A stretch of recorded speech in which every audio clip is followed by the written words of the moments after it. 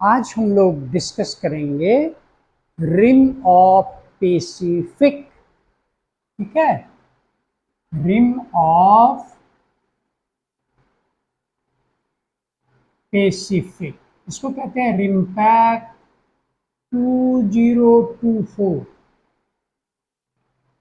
इसके बारे में जो सबसे इम्पॉर्टेंट चीज़ है जो हमें समझना है, व्हाई दिस रिम्पैक एक्सरसाइज स्टार्टेड। आपको याद होगा स्पाइकमैन थे, तो उन्होंने कहा था, स्पाइकमैन ने, कि one who will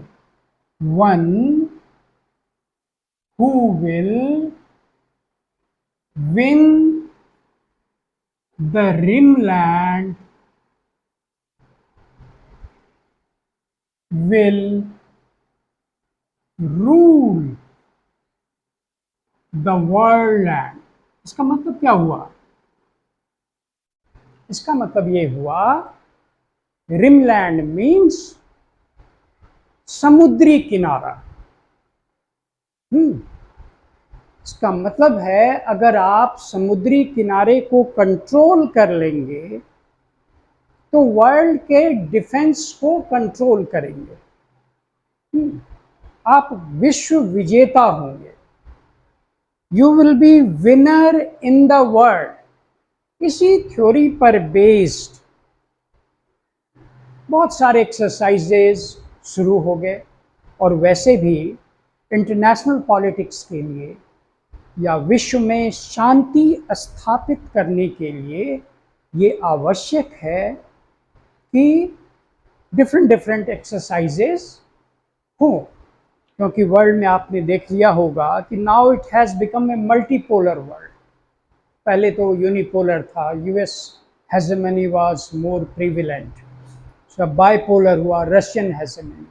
now world is performing on the basis of world is performing on the basis of multipolar world.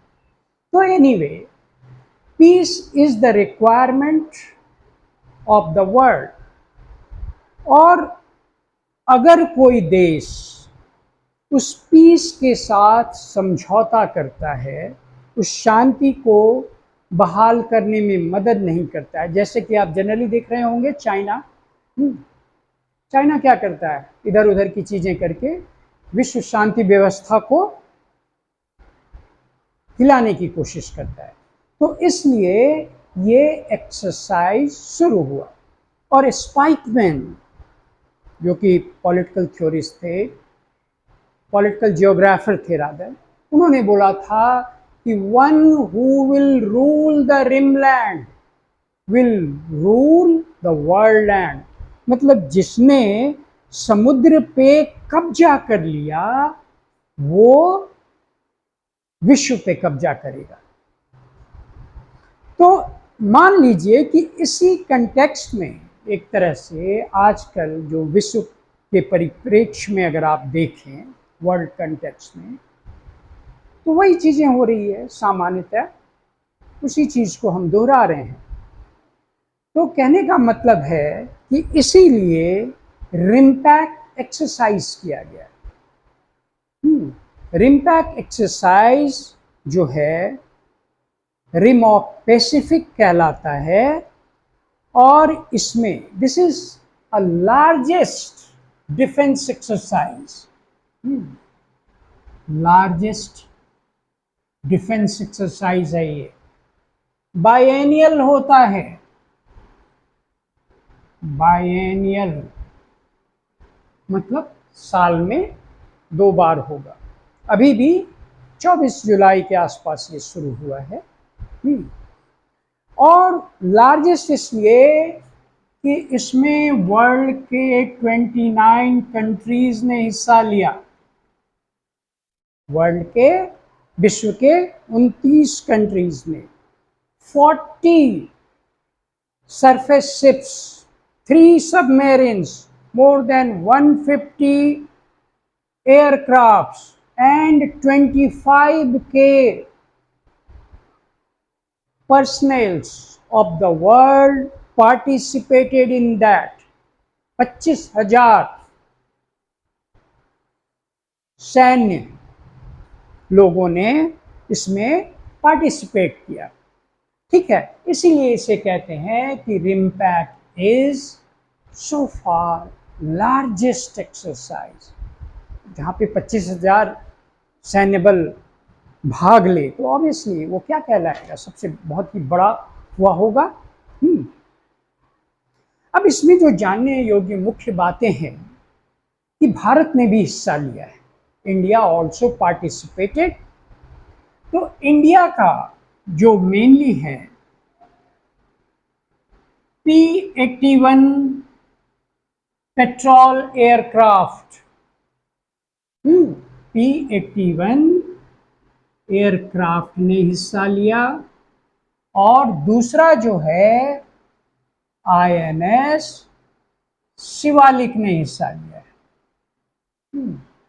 P-81 aircraft जो है यूनाइटेड स्टेट्स ऑफ अमेरिका से इंडिया ने प्रोक्योर किया है, और INS शिवालिक जो है वो रशिया की सहायता से बनाया गया है।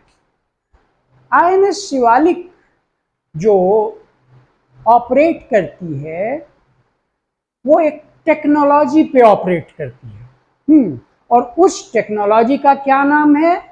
उसका नाम है साल स्टील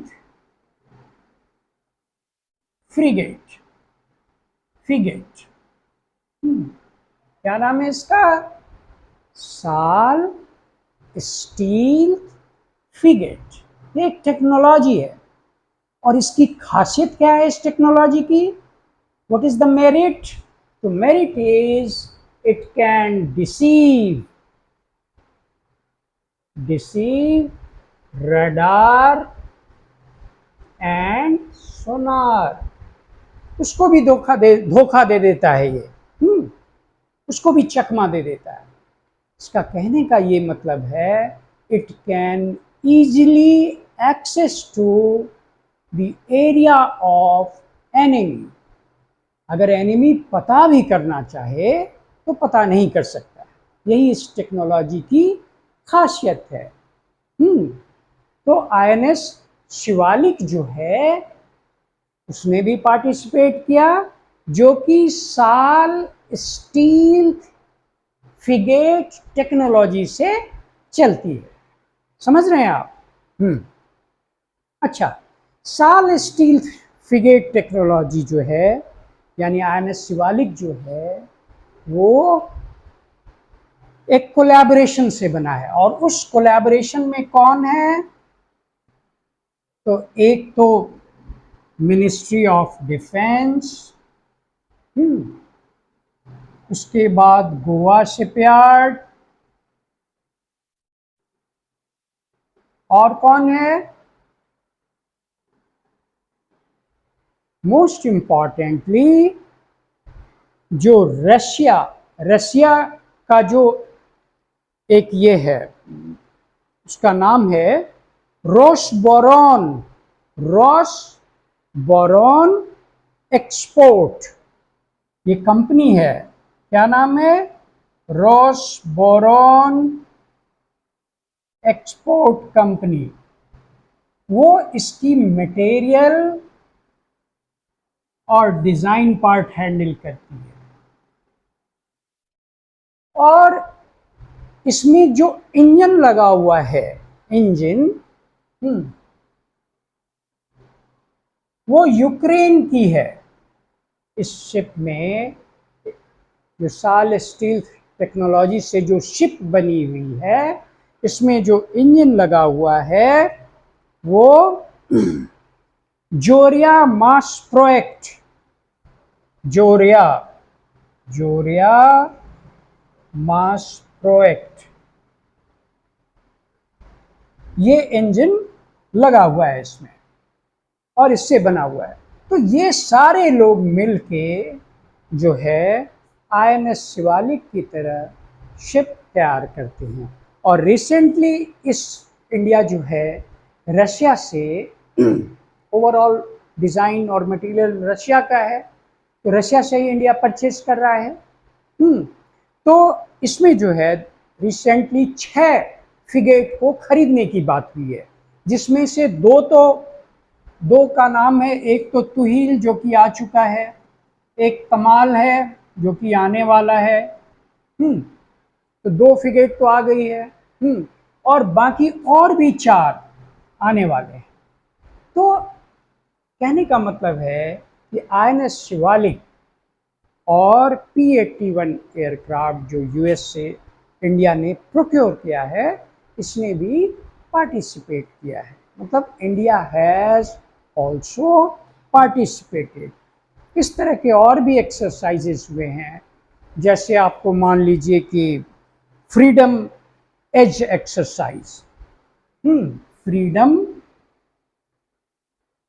एज एक्सरसाइज, तो इसमें United States, Japan, South Korea ने इस तरह का एक्सरसाइज किया। इसी के तर्ज पे एक बहुत ही बड़ा विशालकाय एक्सरसाइज किया गया जिसका नाम है रिम ऑफ पैसिफिक। और this rim of Pacific exercise is very important to enforce the peace in the to enforce peace in Indo-Pacific region, है ना, इंडो-पैसिफिक रीजन। अब क्वेश्चन क्या आता है, प्रीलिम्स में क्वेश्चन पूछ सकता है कि आप जानते हैं रिम एक्सरसाइज के बारे में, क्या क्या जानते हैं आप 2024 रिम एक्सरसाइज। तो पहला है कि क्या it was one of the largest exercise. तो yes, it was one of the largest exercise where 25K personnel across the world participated into that. 40 surface ships participated, 3 submarine ship participated. तो ये एक बहुत बड़ी एक्सरसाइज है। दूसरी बात कि इंडिया का P-81 और INS शिवालिक ने पार्टिसिपेट किया था, या ये भी कह सकते हैं कि इसकी क्या क्या खासियत है।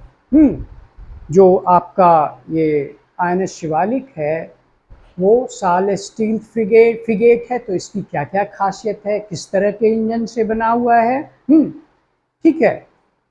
तो ये सारे एक तरह से प्रश्न बनते हैं आपके लिए प्रीलिम्स के लिए। और ये कहाँ पे हुआ था, तो ये हवाईयन आइलैंड में, हवाईयन आइलैंड पे हुआ है। अलास्का के पास है हवाईयन आइलैंड, तो वहीं पे ये हुआ है। और ये बायएनियल एक्सरसाइज है। इस तरह के प्रश्न छोटे मोटे बनते हैं। तो प्रीलिम्स और मेंस दोनों के लिए UPPCS, स्टेट PCS, UPSC किसी में भी पूछा जा सकता है।